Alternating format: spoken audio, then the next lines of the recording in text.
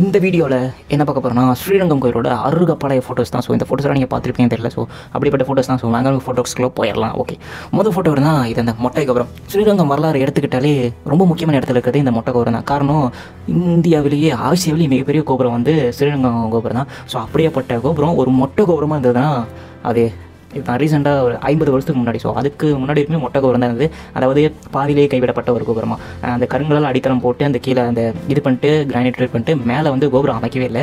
So அப்போ எடுக்கப்பட்ட photo. அதுக்கப்புறம் அந்த ஒருத்தர் தாத்தாச்சாரியார் பேர் எனக்கு கரெக்டாக தெரியல, பட் அவரால் தான் ஒருத்தரால் மட்டும்தான் எல்லா இடத்துலையும் டொனேஷன் வாங்கி அவர்கிட்ட இருக்கிற பணமெல்லாம் போட்டு ஸோ எழுப்பப்பட்ட கோபுரம் தான் இப்போ ஆசியாவிலேயே மிகப்பெரிய ஒரு கோபுரமாக இருக்குது ஸ்ரீரங்கம் கோயில் இருக்குது. ஸோ அதுக்கப்புறம் ஃபஸ்ட்டு இப்படி தான் இருந்தது. ஒரு 50 வருஷத்துக்கு முன்னாடி நீங்கள் பார்த்தீங்கன்னா கோபுரம் இப்படி தான் இருக்கும். ஸோ ரெண்டாவது ஃபோட்டோ அதே தான். ஸோ கொஞ்சம் தூரத்தில் இருக்க ஃபோட்டோ ஃபுல் இது. ஸோ நீங்கள் அந்த அடித்தளத்தை பார்த்தீங்கன்னா உங்களுக்கு தெரியும். நீங்கள் இப்போ ஸ்ரீரங்கம் போன கூட அந்த ஸ்ரீரங்கத்தில் முன்னாடி இருக்கிற அந்த கோபுரம் வந்து சாமி எவ்வளோ பெருசு இருக்கும். அந்த கோபுரத்தை விட கீழே அந்த கருங்கல்ல போட்டுருக்காங்க பாருங்கள், அந்த அடித்தளம் சான்ஸே கிடையாது, அவ்வளோ பெருசு இருக்கும்.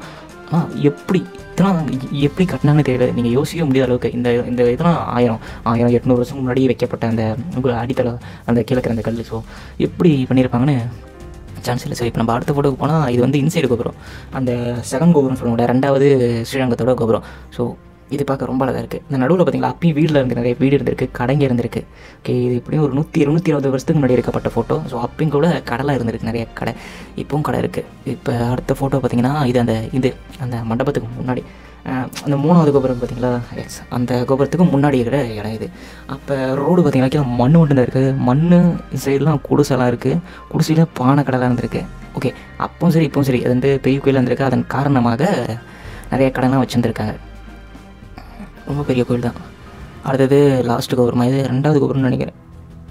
இதோட மெயின் கோபுரம் இது, அந்த உள்ளே இருக்கிற அந்த ஓப்பன் சைடில் இருக்கும்ல அந்த மெயின் கோபுரத்தோட ஃபோட்டோ தான் இந்த ஃபோட்டோ. இது வந்து 1896 எடுக்கப்பட்ட ஃபோட்டோ. ஒரு 150 வருஷம் இருக்கும், 150 வருஷத்துக்கு முன்னாடி எடுக்கப்பட்ட ஃபோட்டோ. அப்போ கீழே ரோட்டில் பாருங்கள் வெறும் மண் தான் இருக்குது. மண் ப்ளஸ் கடைங்கள்லாம் குடிசை கடை தான், சில வீடு இருந்திருக்கு. அடுத்த ஃபோட்டோ வந்து இது ஸ்ரீரங்கம் கோயிலோட அந்த நுழைவு வாயில்.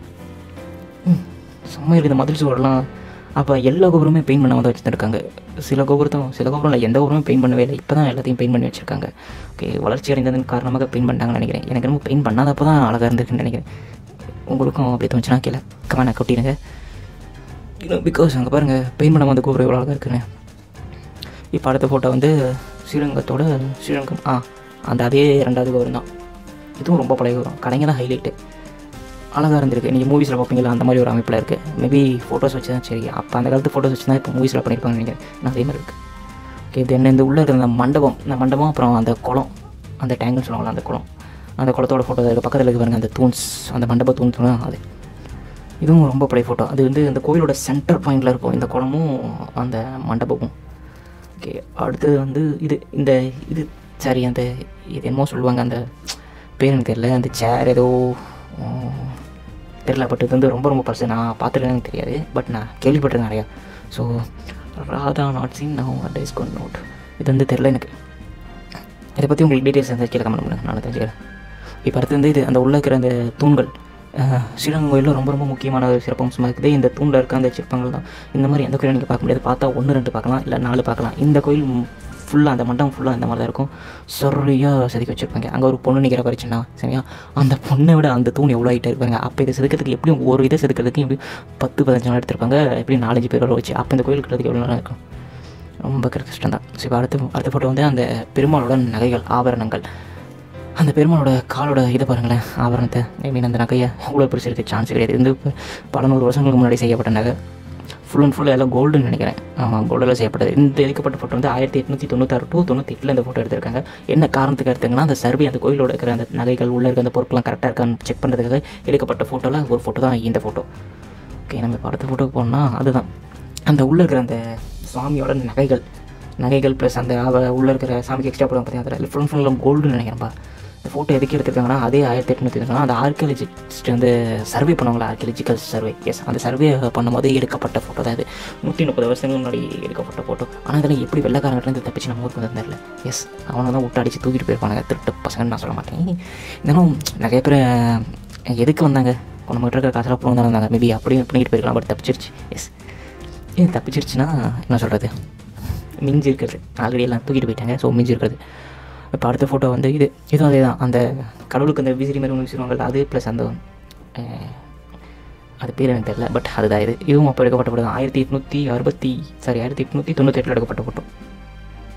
இது பழைய ஃபோட்டோ. தென் இதை பற்றி உங்களுக்கு நல்லா தெரிஞ்சிருக்கும். இந்த ஃபோட்டோ பற்றி அந்த யாழி வாகனம். எஸ், இந்த யாழி வாகனம் கீழே இருக்கிற யானையே மிதிக்குதுன்னா அந்த யாழி இவ்வளோ பெருசு இருக்கும். ஸோ இது வந்து தங்கம்லாம் பூசப்பட்டதுன்னு நினைக்கிறேன். எனக்கு பித்தளை மாதிரி தெரியுது, பட் வந்து இது ஃபோட்டோஸ் வந்து பிளாக் அண்ட் ஒயிட் இருக்கனால கரெக்டாக என்னால் என்னதுன்னு சொல்ல முடியல.